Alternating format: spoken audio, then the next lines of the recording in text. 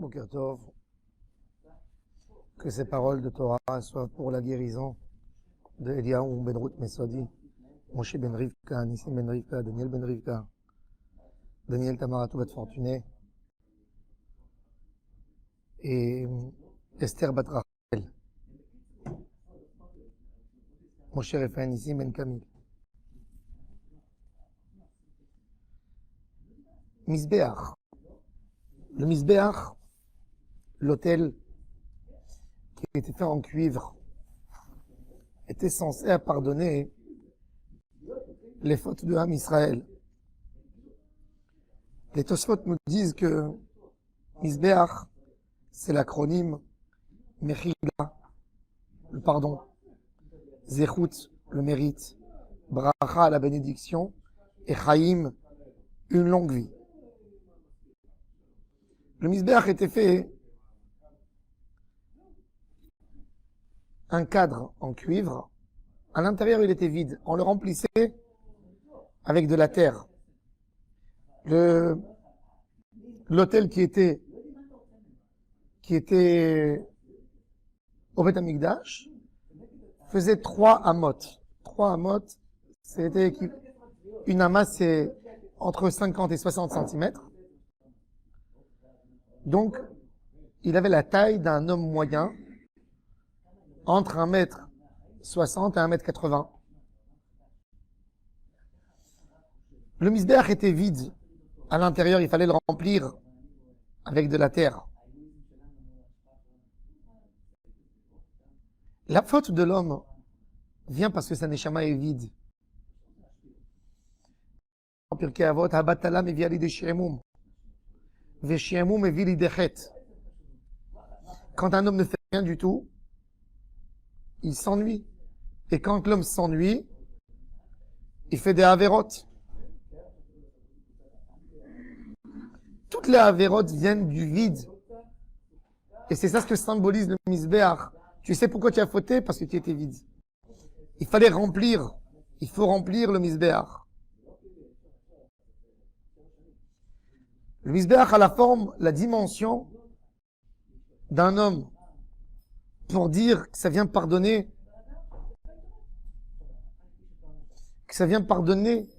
ce que l'homme a. Il a aussi 5 amotes de largeur.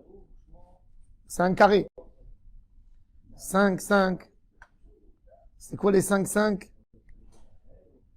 C'est les 10 choses qui viennent du père et de la mère dans le corps humain.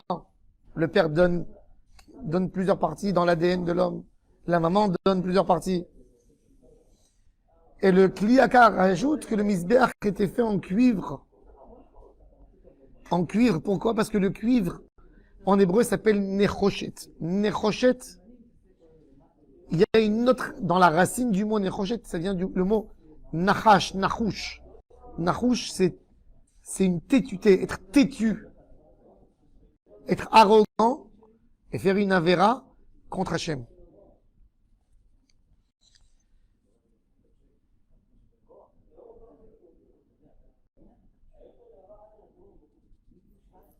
Le misbéach est censé nous apprendre quelque chose. Comment faire la teshuva? Faire la teshuva, c'est pas que d'amener un sacrifice. Si un homme amène un sacrifice, il regrette énormément ce qu'il a fait. Alors, la faute l'attend dans le coin. Pourquoi la faute l'attend dans le coin? Parce que l'élément qui a amené l'homme à la faute, il est toujours là. L'homme a fauté, pas rien que parce qu'il avait une tentation. Il a fauté parce qu'il n'avait rien d'autre à faire. Il a laissé de la place au Yetzirara. Et c'est pour ça que la Torah te dit, prends le misbéach et remplis-le. Avant de pouvoir sacrifier dans l'autel quelque chose, il faut le remplir avec de la terre. Il faut tasser. Il faut remplir. C'est-à-dire, remplis ton emploi du temps pour ne pas fauter.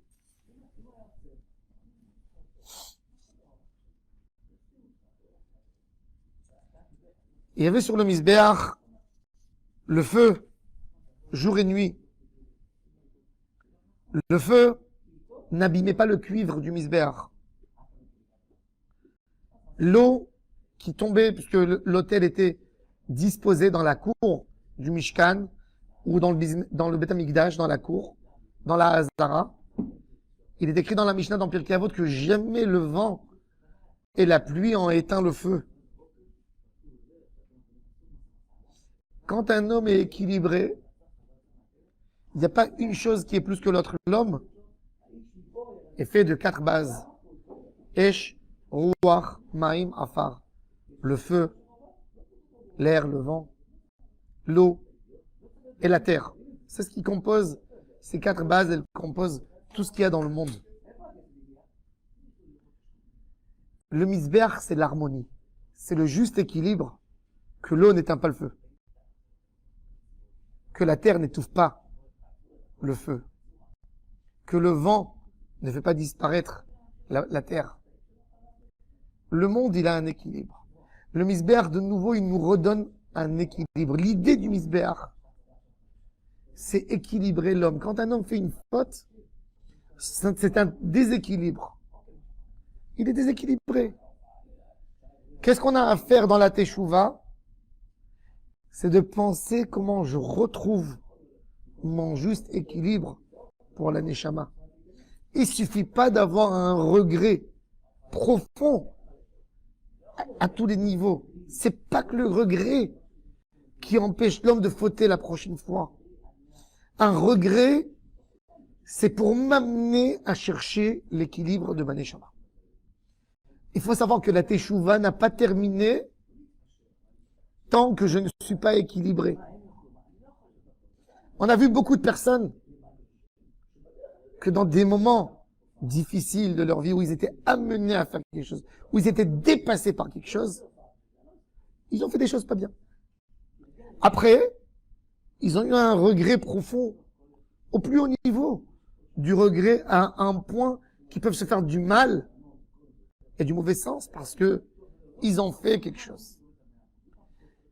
Malheureusement, dès qu'ils oublient, ça se reproduit.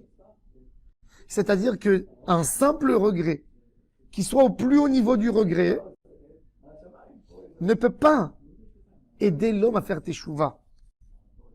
La seule chose qui aide l'homme, c'est la guérison de l'âme et lui redonner son équilibre. Que ces 4 bases, que l'homme a un dynamisme et une énergie pour faire quelque chose. On a l'eau qui alimente.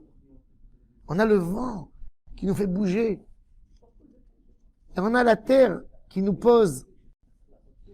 Quelqu'un qui a l'élément de la terre au plus fort de lui, c'est un homme paresseux.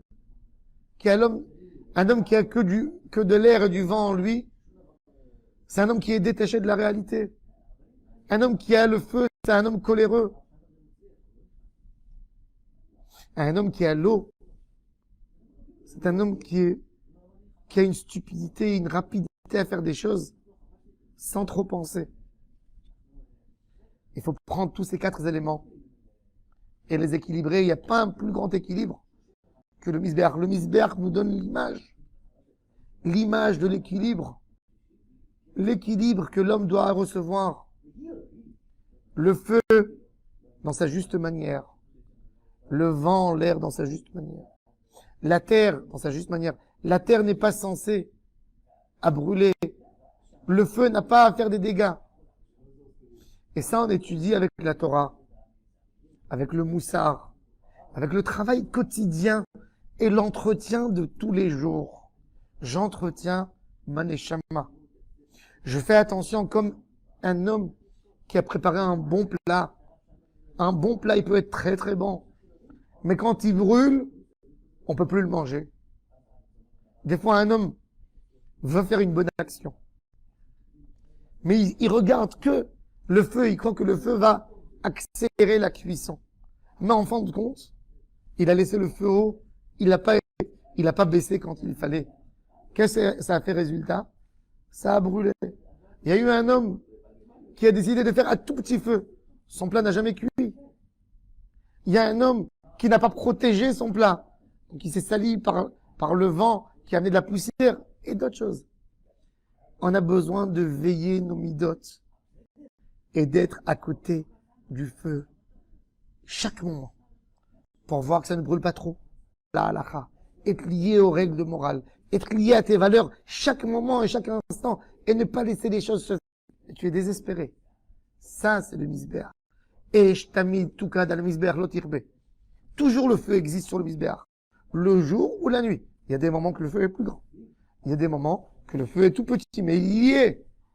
Il y est. S'occuper des bases de la neshama qu'on a en nous chaque moment. La veiller chaque instant. C'est que comme ça qu'on retrouve le juste équilibre et on complète la teshuva. Et notre teshuva devient quelque chose de fixe, quelque chose qui a une longue durée, quelque chose qui nous redonne goût dans la vie et qui nous donne toutes les forces. Shabbat, Shalom, Umavorach.